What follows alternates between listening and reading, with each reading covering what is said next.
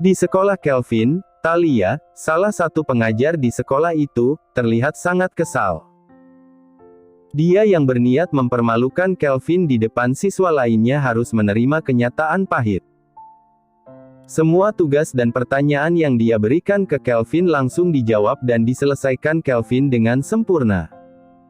Hal itu membuat dia terus menatap Kelvin dengan perasaan kesal. Thalia dan Friska sudah bersahabat sejak dari masa SMA. Dengan menggunakan statusnya sebagai manajer HRD di Barata Cipta Abadi yang merupakan pemilik yayasan itu, Friska memperkenalkan Thalia kepada kepala sekolah Kelvin yang bernama Dani. Demi dapat bekerja di yayasan ternama milik keluarga Barata, Thalia terus menggoda Dani dengan kemolekan tubuhnya. Usahanya tidak sia-sia, dia akhirnya bisa bekerja sebagai guru di yayasan bergengsi itu walau dirinya tidak memiliki latar belakang pendidikan yang memadai. Bayaran yang Dani minta hanya satu, tentu saja Thalia harus rela menjadi wanita simpanan Dani yang sudah memiliki istri dan anak. Sejak bersekolah di yayasan itu, Thalia terus berusaha menjatuhkan Kelvin yang merupakan putra dari wanita yang sangat dibenci oleh sahabatnya. Karena selama ini Nabila terus mendampingi Kelvin, dia jadi tidak bisa leluasa menjalankan aksinya.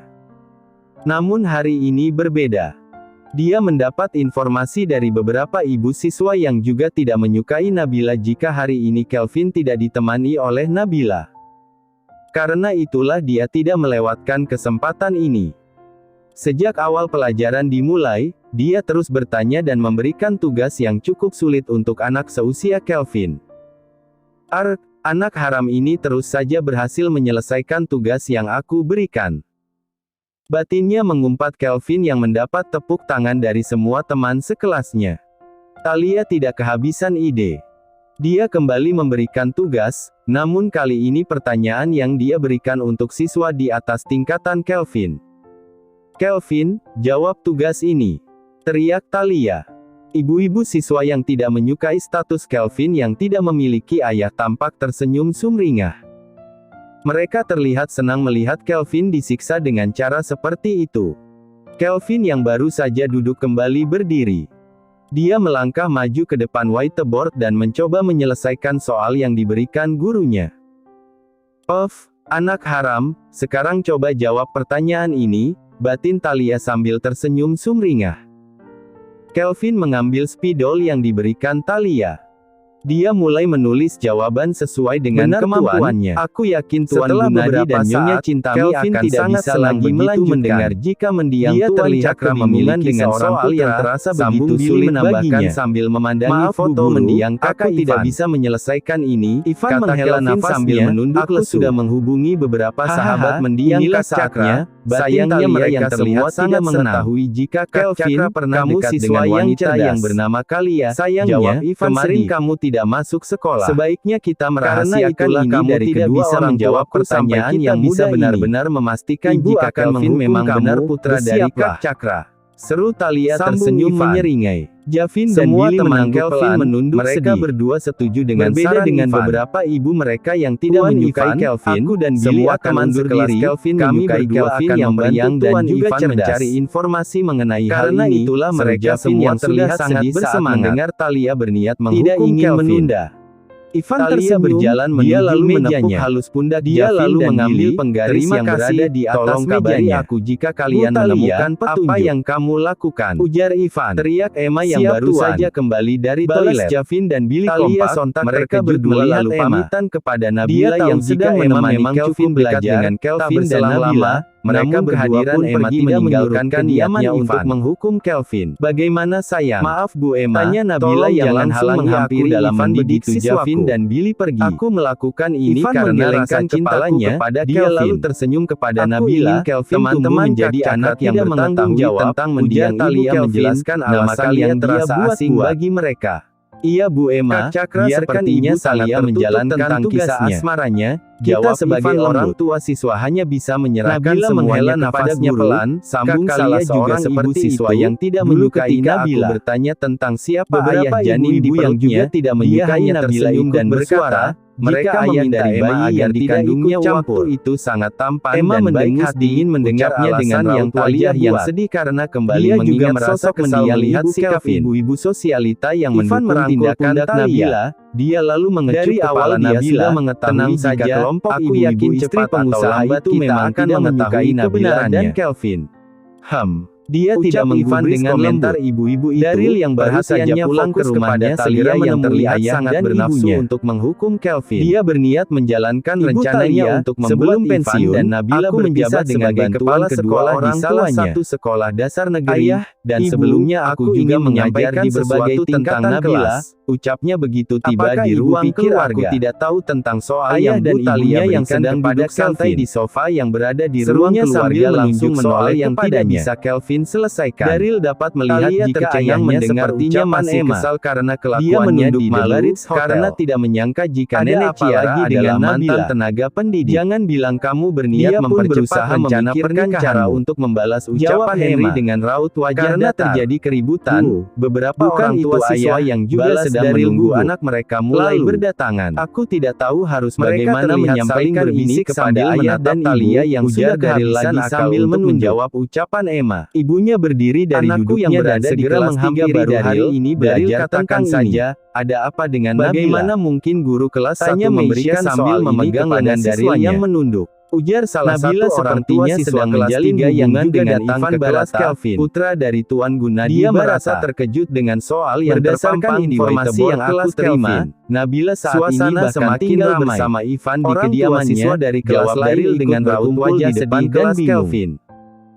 Melihat keributan terjadi, dia sangat terkejut dengan apa yang baru saja Daryl sampaikan kepala sekolah. Daryl, apakah kamu yakin jika Nabila tinggal di rumah Dani yang berusaha masuk ke dalam kelas? Tanya Henry yang terlihat sangat marah kesulitan karena banyaknya orang tua siswa yang berkumpul di depan kelas Kelvin.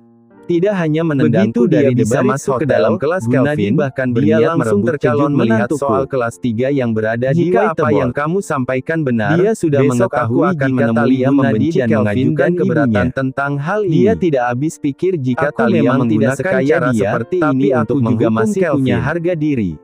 Maaf, murka Henry yang bisa membicarakan ini baik-baik. Daryl yang masih berusaha menengahi ketegangan antara Talia dan Emma. Yakin jika orang tua Ivan akan bertindak setelah mengetahui jika putra mereka sudah merebut tunangan orang membantunya keluar dari masalah ini.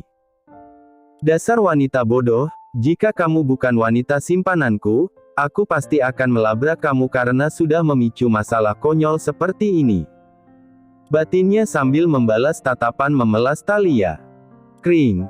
Terdengar bunyi bel sekolah yang menandakan waktu belajar telah selesai.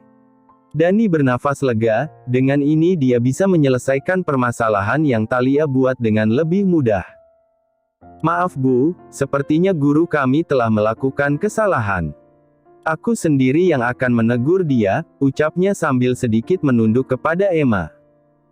Emma menghela nafasnya, aku juga tidak ingin masalah ini semakin besar hingga mengganggu proses belajar para siswa, ucapnya pelan. Terima kasih karena ibu sudah pengertian, balas Dani. Tanpa salam penutup dari para siswa seperti biasanya, Dani langsung meminta para siswa untuk kembali ke orang tua mereka yang sudah menunggu. Emma langsung memegang tangan Ciara dan Kelvin, bersama-sama, mereka bertiga pergi meninggalkan kelas Kelvin. Begitu para siswa meninggalkan ruangan, Dani langsung menarik pelan lengan Talia. Dia berniat membawa Talia ke ruangannya. Talia, mengapa kamu melakukan hal bodoh seperti itu? Tanya Dani sambil mendengus kesal begitu dia dan Talia tiba di ruangannya. Talia tidak menjawab pertanyaan Dani. Dia langsung memeluk tubuh Dani sambil merapatkan dadanya ke punggung pria beristri itu. Sayang, maafkan aku. Aku janji tidak akan melakukan hal bodoh seperti itu lagi. Bagaimana jika malam ini kita check-in di hotel biasanya? Rayu Talia yang sudah sangat mengerti kelemahan Dani. Dani menghela nafasnya pelan, baiklah, kita akan bertemu di jam seperti biasanya, jawabnya pelan. Talia tersenyum sinis, dalam hati dia berniat menumpahkan kekesalannya kepada Ciara dan cucu dari Emma begitu masalah ini mereda. Kelvin, maafkan ibuku, ucap teman sekelas Kelvin. Beberapa teman Kelvin lainnya juga terlihat meminta maaf. Mereka adalah anak dari ibu-ibu yang tadi ikut membela Thalia. Kelvin tersenyum kepada mereka. Dia sama sekali tidak menyimpan dendam kepada para ibu temannya. Kelvin sendiri merasa sangat bersyukur karena teman-temannya itu tidak membencinya seperti ibu mereka. Tidak apa-apa, kalian tidak perlu meminta maaf, jawab Kelvin sambil tersenyum. Teman-teman Kelvin tersenyum mendengar jawaban Kelvin. Mereka pamitan kepada Kelvin, Ciara, dan juga Emma lalu kembali ke ibu mereka masing-masing. Kamu memang anak yang baik hati, kata Emma yang dibuat kagum melihat kepribadian Kelvin. Kelvin. Terdengar suara pria memanggil nama Kelvin. Paman Javin. Seru Kelvin begitu melihat Javin menunggunya di depan gerbang sekolah. Sambil memegang tangan cucunya, Emma mengantar Kelvin menuju Javin. Halo bos kecil, kata Javin sambil beradu telapak tangan dengan Kelvin. Maaf jika paman yang datang menjemputmu. Ibu dan paman Ivan sedang sibuk bekerja, apa kamu tidak masalah dengan hal itu? Tanya Javin. Ya paman, ibu baru saja bekerja. Aku tidak ingin mengganggu waktu ibu, aku sudah merasa senang karena paman Javin meluangkan waktu untuk menjemputku, jawab Kelvin senang. Javin tersenyum lembut mendengar jawaban Kelvin. Dia lalu mengelus rambut Kelvin yang sedikit berantakan, kamu memang anak yang pintar, tidak heran paman Ivan begitu menyukai dirimu, ucapnya memuji sifat Kelvin. Javin lalu menoleh ke Emma yang sudah mengantar Kelvin. Terima kasih ibu. Emma. Kamu bisa memanggilku Bibi Emma, jawab Emma sambil tersenyum kepada Javin. Terima kasih Bibi Emma, kata Javin sambil sedikit menundukkan kepalanya. Sepertinya Nabila sedang sibuk hingga kamu yang harus menjemput Kelvin, ujar Emma. Iya Bibi, jawab Javin singkat. Hah. Bisakah kita berbicara berdua? Ada sesuatu hal yang harus aku sampaikan tentang Kelvin, ujar Emma dengan raut wajah yang cukup serius. Javin yang melihat perubahan raut wajah Emma langsung menganggukkan kepala. Dia pun meminta Kelvin menemani Ciara. Kelvin, tolong temani Ciara di sini. Aku akan berbicara dengan Bibi Emma, ucapnya yang langsung dijawab dengan anggukan kepala oleh Kelvin. Javin dan Emma lalu berjalan agak sedikit jauh dari tempat Kelvin dan Ciara. Tuan. Javin. Bibi bisa memanggilku Javin, ucapnya menjawab Emma yang belum mengetahui namanya. Javin, aku akan menceritakan kejadian yang tadi Kelvin alami. Aku harap kamu bisa menyampaikan ini kepada Nabila, ujar Emma. Emma lalu mulai menceritakan kepada Javin tentang insiden yang tadi terjadi. Javin yang mendengar itu langsung menjadi kesal. Dia tidak menyangka jika ada seorang guru yang bersikap sangat tidak profesional seperti itu. Hah. Dia bukan contoh guru yang baik, Bibi Emma. Terima kasih karena sudah menyampaikan ini kepadaku. Aku pasti akan memberitahu kepada Ibu Kelvin tentang hal ini, seru Javin. Setelah menyampaikan tentang insiden tadi ke Javin, mereka berdua kembali ke tempat Kelvin dan Ciara. Setelah saling berpamitan, mereka pun kembali ke rumah masing-masing. Di kediaman Ivan, Ina sedikit terkejut tatkala melihat ayah dan ibu Ivan tiba. Yang membuat Ina lebih terkejut karena dia tidak melihat mobil Rolls-Royce Phantom putih yang biasa mengantar kedua orang tua Ivan. Tuan, Nyonya, sapa Ina sopan menyambut kedua orang tua Ivan yang langsung masuk ke rumah Ivan. Cintami tersenyum lembut membalas Ina, sedangkan Gunadi hanya menganggukkan kepalanya dengan raut wajah yang terlihat marah. Walaupun wajah Gunadi seperti itu, Ina masih tetap tenang. Dia dengan sopan mengantar Gunadi dan Cintami menuju ruang tamu kediaman Ivan. Ina, aku akan langsung ke inti permasalahannya. Siapa wanita yang tinggal bersama Ivan di rumah ini? Sudah berapa lama dia tinggal di rumah ini? Dan apakah benar jika wanita itu sudah memiliki seorang putra? Gunadi yang baru saja duduk di sofa langsung memberondong Inah dengan pertanyaan. Inah yang langsung diberondong dengan pertanyaan oleh Gunadi masih bersikap tenang. Dia tersenyum dan menjawab, "Tuan Gunadi, benar. Tuan Ivan memang tinggal bersama wanita yang sudah memiliki seorang putra di rumah ini. Untuk pertanyaan berikutnya, aku mohon maaf karena tidak bisa menjawab pertanyaan itu." Gunadi dan Chintami sontak terkejut mendengar jawaban Inah. Itu artinya apa yang Henry tuduhkan benar adanya. "Inah, mengapa kamu tidak bisa menjawab pertanyaan itu?" tanya Chintami penasaran. "Maaf Nyonya, aku merasa kurang pantas untuk menjawab pertanyaan itu. Biasanya di jam seperti ini, Tuan Ivan dan wanita yang Anda maksud akan pulang makan siang di rumah ini. Mungkin Nyonya dan Tuan Gunadi bisa menanyakan tentang hal ini secara langsung," jawab Inah sopan. "Hah? Inah, kamu masih saja melindungi Ivan," keluh Gunadi sambil menghela nafasnya. "Bibi, aku pulang," terdengar suara Kelvin memanggil dari halaman depan. "Dengan ini aku putuskan, semua karyawan yang terlibat dengan insiden fitnah kemarin akan dipindahkan ke salah satu perusahaan di bawah grup Barata Cipta Abadi. Sekian dan terima kasih," seru Ivan menutup meeting yang dihadiri beberapa pejabat tinggi di perusahaannya. Karena takut Friska dan teman-temannya kembali berbuat ulah di gedung tempatnya bekerja, Ivan memutuskan untuk memindah Friska dan teman-temannya ke perusahaan Indo Global Kencana, yang dipimpin oleh Javin. Itu artinya mulai besok, Friska dan teman-temannya tidak akan lagi berkantor di Tower Barata Corp. Teman-teman Friska hanya bisa menunduk lesu, karyawan lain yang juga mengetahui berita itu hanya bisa menertawakan kebodohan mereka yang langsung memfitnah seseorang tanpa mengetahui dengan jelas status dari wanita yang mereka fitnah. "Ini semua gara-gara kamu." Hardik salah satu teman Friska yang ikut dimutasi oleh Ivan. Dia dan beberapa karyawan lainnya yang ikut terkena mutasi terlihat sangat marah dan mengutuk Friska. Mereka benar-benar merasa bodoh karena terhasut oleh ucapan Friska tentang Nabila. Friska tentu saja merasa kesal dengan mutasi yang dia terima, namun dia masih bisa bersikap tenang. Dia yakin jika rencana Daryl pasti berhasil, dia hanya perlu sedikit bersabar sampai akhirnya dia bisa kembali berkantor di tower ini. "Bagaimana? Apakah semua berjalan lancar?" tanya Nabila yang tidak ikut di meeting itu. Ivan yang baru saja kembali ke ruangannya langsung tersenyum lembut kepada Nabila. "Ya, semua lancar-lancar saja, tidak ada yang perlu dikhawatirkan," jawab Ivan. Nabila menghela nafasnya pelan.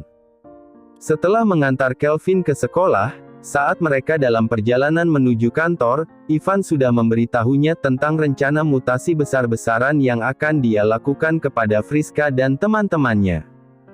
Nabila sendiri sempat menolak rencana itu.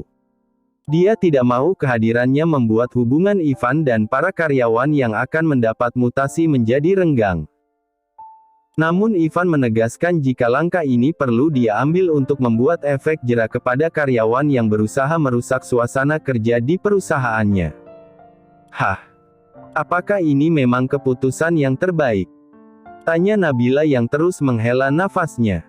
Ivan menghampiri Nabila. Dia lalu memberikan kecupan di kening Nabila untuk menenangkan kekasihnya yang terlihat cemas. "Kamu tenang saja, semua akan baik-baik saja kan?" potong Nabila yang sudah mengetahui apa yang hendak Ivan ucapkan. Bis ponsel Ivan bergetar. Dia langsung mengecek ponselnya. "Bibi Inah?" tanya Ivan sambil menatap Nabila yang ikut melihat layar ponselnya. "Halo Bibi," jawab Ivan. "Tuan Ivan, kamu sebaiknya pulang sekarang. Tuan Gunadi dan Nyonya Chintami saat ini sedang berada di sini." Tuan Gunadi terlihat sangat marah, seru Inah menjelaskan. "Ayah dan ibuku ada di situ?" tanya Ivan yang sangat terkejut mendengar ucapan Inah. "Ampun." Samar-samar terdengar suara Kelvin. Wajah Ivan menjadi pucat mendengar itu. "Bibi, bukankah itu suara Kelvin? Apa yang terjadi?" tanya Ivan panik. "Iya, itu suara Tuan Muda Kelvin. Aku tidak bisa menjelaskannya, lebih baik Tuan dan Nona Nabila segera pulang," jawab Inah yang langsung mengakhiri sambungan teleponnya. "Tut. Halo. Bibi. Halo," seru Ivan mencoba kembali berbicara dengan Inah. "Ah, ada apa ini?" tanya Ivan yang semakin panik. Dia mencoba menghubungi ponsel Inah, namun percuma saja, nomor Inah langsung tidak aktif begitu sambungan telepon mereka terputus. Nabila yang juga bisa mendengar percakapan Ivan ikut panik. Dia mulai mengkhawatirkan putranya yang saat ini berada di kediaman Ivan. "Ivan," ucap Nabila lirih. Ivan mengelus rambut Nabila. Dia lalu kembali membuka kontak di ponselnya dan segera menghubungi Javin. "Tut. Javin, di mana kamu?" tanya Ivan. "Aku baru saja selesai mengantar Kelvin pulang. Saat ini aku sedang dalam perjalanan untuk mengurus sesuatu," jawab Javin. "Javin, apakah kamu bertemu ayah dan ibuku sewaktu kamu mengantar Kelvin pulang?" tanya Ivan. "Tidak Tuan, aku memang tidak mengantar Kelvin masuk ke dalam rumah, tapi aku yakin jika aku tidak melihat mobil Rolls-Royce milik Tuan Besar," jawab Javin. "Hah? Javin. Dengarkan aku, ayah dan ibuku sepertinya ada di rumah. Bisakah kamu mengecek kondisi Kelvin?" "Aku takut terjadi sesuatu kepada Kelvin," balas Ivan yang kembali mengingat suara Kelvin barusan. "Baik Tuan Ivan, lokasiku tidak begitu jauh dari kediaman Tuan Ivan. Aku akan segera pulang dan mengamankan Kelvin," kata Javin. Baru kali ini dia mendengar Ivan dengan nada suara yang terdengar panik. Javin merasa jika Ivan tidak mungkin bercanda tentang hal ini. "Terima kasih Javin, tolong kabari aku secepatnya begitu kamu sudah melihat kondisinya. Aku takut akan terjebak macet di beberapa titik saat jam makan siang seperti ini, jadi aku dan Nabila mungkin akan sedikit telat," balas Ivan. "Tuan Ivan, tenang saja. Aku yang akan melindungi Kelvin sampai Tuan Ivan tiba," ujarnya yang langsung mengakhiri panggilan teleponnya. "Sayang, bagaimana?" tanya Nabila dengan raut wajah yang cemas. "Kamu tenang saja, aku yakin Javin bisa menjaga Kelvin. Kita sebaiknya pulang sekarang, aku tidak mau membuat Kelvin menunggu lebih lama," balas Ivan yang langsung bergegas menarik lengan Nabila menuju parkiran mobil. Hal yang ditakutkan Ivan akhirnya terjadi. Di depan gedung kantornya, ratusan mobil terjebak macet. Dia terlihat begitu frustrasi. Sudah 10 menit berlalu namun dia masih terjebak macet di depan kantornya sendiri. Kenapa jadi begini?" batin Ivan risau. Nabila sendiri hanya bisa terdiam. Dalam hati dia terus memikirkan nasib putranya. Bis. Ponselnya kembali berdering. Ivan segera mengangkat teleponnya. "Halo Javin," jawab Ivan cepat setelah melihat nama Javin di layar ponselnya. "Tuan Muda. Tolong aku, Tuan Gunadi sedang mengamuk.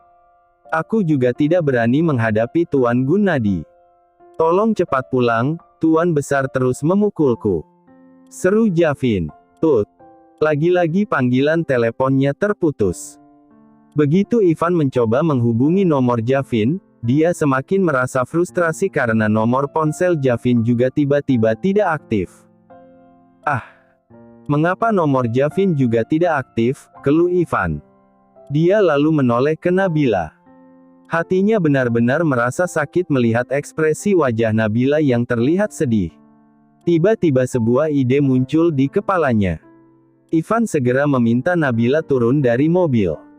"Sayang, ayo kita kembali ke kantor," ucapnya lalu bergegas turun dari mobil. "Ivan, bukankah kita harus pulang ke rumah?" tanya Nabila yang merasa heran karena Ivan tiba-tiba memintanya turun dari mobil. "Tenang saja, aku bisa pastikan jika kita akan tiba di rumah lebih cepat," jawab Ivan sambil menarik lengan Nabila. Mereka berdua yang masih berada di depan tower Barata Corp segera berlari kembali ke dalam gedung. Ivan menyerahkan kunci mobil miliknya kepada petugas security yang berjaga dan meminta security itu untuk membawakan mobilnya kembali ke parkiran. Beberapa karyawan terlihat terkejut melihat Ivan dan Nabila yang berlari dengan ekspresi wajah panik. Dalam hati mereka bertanya-tanya, hal apa yang membuat CEO mereka terlihat sangat terburu-buru. "Cindy!" teriak Ivan memanggil resepsionis yang berjaga. Dia lalu menunjuk ke atas sambil memutar telunjuknya beberapa kali. "Siap, Pak," sahut Cindy menjawab panggilan Ivan. Cindy sudah mengerti kode gerakan Ivan. Dia lalu tampak menghubungi seseorang melalui pesawat telepon yang berada di mejanya. Ting! Pintu lift terbuka. Ivan dan Nabila segera masuk ke dalam lift. "Sayang, kamu mau kemana?" tanya Nabila begitu mereka berdua berada di dalam lift. "Rooftop sayang," jawab Ivan sambil tersenyum kepada Nabila. BBBRRR. Saat akan tiba di lantai teratas Tower Barata Corp, terdengar suara gemuruh dari lantai atas. Begitu pintu lift terbuka, Nabila langsung terperangah dengan mulut terbuka. "Ivan, ini?" tanya Nabila begitu melihat helikopter yang berada di atas helipad gedung itu. Ivan tersenyum kepada Nabila. Dengan percaya diri dia berkata, "Ayo kita terbang menyelamatkan putra kita." Beberapa menit kemudian, Ivan dan Nabila yang sedang berada di helikopter sudah bisa melihat rumah Ivan. "Tuan Ivan, kita akan segera mendarat," seru pilot yang menerbangkan helikopter milik grup Barata Cipta Abadi. Ivan memberi kode dengan menunjukkan jempolnya ke pilot. Perlahan helikopter mereka turun mendekati helipad yang berada di atas kediaman Ivan. Nabila kembali dibuat takjub begitu melihat kediaman Ivan dari atas. Dia akhirnya bisa melihat luas keseluruhan rumah Ivan. Dia yang sudah tinggal selama beberapa hari di rumah Ivan bahkan tidak menyadari jika di atas kediaman Ivan terdapat helipad. Begitu Ivan dan Nabila turun dari helikopter, mereka berdua langsung berlari masuk ke dalam rumah. Wajah mereka berdua terlihat sangat tegang saat menuruni tangga. Sambil berpegangan tangan, mereka mempersiapkan mental mereka menghadapi amukan Gunadi. "Apa yang terjadi?" tanya Ivan yang terlihat sangat terkejut begitu dia tiba di lantai dasar. Nabila yang berdiri di sampingnya sama terkejutnya. Dia tidak mengerti situasi yang terjadi saat ini. "Paman, Ibu. Kakek baru saja bilang jika Paman dan Ibu datang menggunakan helikopter, apakah itu benar?" tanya Kelvin dengan mata berbinar-binar. Kelvin yang sedang digendong oleh Gunadi terlihat sangat bahagia, sangat berbeda dengan apa yang ada di benak mereka berdua. "Kakek?" tanya Ivan lagi yang semakin tidak mengerti. Inah dan Cintami yang duduk saling berdampingan tampak menunduk menahan tawa, sedangkan Javin langsung jatuh terduduk di lantai dengan tawa yang terdengar begitu lepas. "Hahaha, Tuan Ivan, Nona Nabila, kedatangan kalian berdua benar-benar epik," seru Javin sambil terus tertawa dan mengangkat kedua jempolnya ke arah Ivan. Gunadi yang sedang menggendong Kelvin juga tertawa. Dia tidak menyangka jika Ivan akan datang menggunakan helikopter perusahaan. "Hahaha, sekarang aku tahu jika kamu benar-benar menyayangi cucuku," ucap Gunadi sambil tertawa memandangi wajah melongo Ivan dan Nabila. "Cucuku," kompak Ivan dan Nabila. Mereka saling menatap lalu ikut tertawa bersamaan. "Hahaha, sepertinya kita berdua sudah dikerjai," seru Ivan sambil tertawa. Nabila ikut tertawa sambil menganggukkan kepalanya. Matanya tampak berkaca-kaca karena menahan haru. Tidak hanya Ivan, kedua orang tua Ivan juga langsung menerima putranya. Dalam hati dia terus merasa bersyukur karena telah dipertemukan dengan orang baik seperti Ivan dan keluarganya. 1 jam sebelumnya. "Bibi, aku pulang," terdengar suara Kelvin memanggil dari halaman depan. Gunadi dan Cintami yang mendengar suara anak kecil, sontak menoleh ke pintu masuk. Mereka menunggu sosok putra dari wanita yang sudah merebut hati Ivan. "Ah, maaf, salam Tuan dan Nyonya. Maaf. Aku tidak tahu jika Bibi sedang menerima tamu, ucap Kelvin sambil tersenyum lembut kepada Gunadi dan Chintami. Gunadi dan Chintami langsung terperangah melihat senyuman Kelvin. Mata mereka tampak berkaca-kaca. Mereka seakan tidak percaya melihat sosok anak berumur 6 tahun yang sedang tersenyum kepada mereka berdua. Cakra, ucap Chintami yang langsung meneteskan air mata. Ia segera bangkit dari duduknya dan menghampiri Kelvin yang kebingungan melihatnya. Putraku. Suara Chintami bergetar. Dia langsung menangis terisak begitu memeluk tubuh Kelvin. Gunadi yang juga seakan melihat kembali sosok mendiang putranya ikut meneteskan air mata. Dia juga menghampiri Kelvin dan langsung memeluk tubuh Kelvin. Tuan, Nyonya, maaf. Apakah aku membuat kalian berdua sedih? Tanya Kelvin yang ikut merasa sedih melihat kedua tamu menangis. Chintami mengusap air matanya yang terus mengalir keluar. Dia lalu tersenyum sambil memandangi wajah Kelvin. Tidak sayang, kamu tidak membuat kami sedih. Kami berdua menangis karena merasa sangat bahagia bisa bertemu dengan anak setampan dirimu, ucap Chintami lembut sambil mengelus pipi Kelvin. Iya sayang, kami benar-benar merasa sangat bahagia karena bisa bertemu kamu. Jadi siapa namamu, nak? Tanya Gunadi sambil mengelus rambut Kelvin. Namaku Kelvin, salam kenal tuan dan nyonya, jawab Kelvin sambil kembali tersenyum. Ya Tuhan, mengapa anak ini begitu mirip dengan Cakra? Gumam Chintami dalam hati. Gunadi meraih tangan Kelvin. Dia yang masih tampak meneteskan air mata kembali tersenyum kepada Kelvin. Jangan memanggil kami tuan dan nyonya, kamu bisa memanggil kami kakek dan nenek. Ucap Gunadi. Kelvin langsung tersenyum sumringah. Apakah boleh? Tanya Kelvin dengan mata berbinar-binar. Tentu saja nak, jawab Chintami. Hore! Aku akhirnya memiliki kakek dan nenek seperti Ciara, seru Kelvin sambil memeluk Chintami dan Gunadi. Inah yang melihat itu ikut menitikkan air mata. Alasan dia bersikap tenang sewaktu melihat kedua orang tua Ivan tiba hanya satu, dia yakin jika kedua orang tua Ivan akan langsung mencintai Kelvin seperti saat dia menjaga Kelvin. Tuan, Nyonya, anak itu adalah putra dari Nabila, wanita yang saat ini tinggal di rumah ini. Sela Inah sambil tersenyum kepada mereka berdua. Gunadi langsung mengangkat Kelvin tinggi-tinggi dengan kedua tangannya. Kelvin yang sudah sering diperlakukan seperti itu oleh Ivan langsung tertawa sumringah. Inah, bukankah Kelvin terlihat sangat mirip dengan Cakra? Tanya Chintami sambil terus memandangi wajah Kelvin. Aku juga berpikir seperti itu, Tuan Ivan bahkan sedang menyelidiki kemungkinan jika Kelvin adalah cucu kandung Anda, putra dari mendiang Tuan Cakra, jawab Inah menjelaskan. Dek. Jantung Chintami serasa diremas saat mendengar Inah menyebut kata cucu kandung Anda. Air matanya tiba-tiba kembali mengalir deras. Inah segera mendekati Chintami ketika melihat air mata Chintami yang seakan tumpah keluar. Nyonya, ada apa? Tanya Inah. Inah, aku tidak bisa menjelaskannya dengan pasti, tapi instingku sebagai seorang ibu berkata jika Kelvin benar adalah cucuku, jawab Chintami terisak. Gunadi yang sedang tertawa bersama Kelvin sontak menoleh ke istrinya.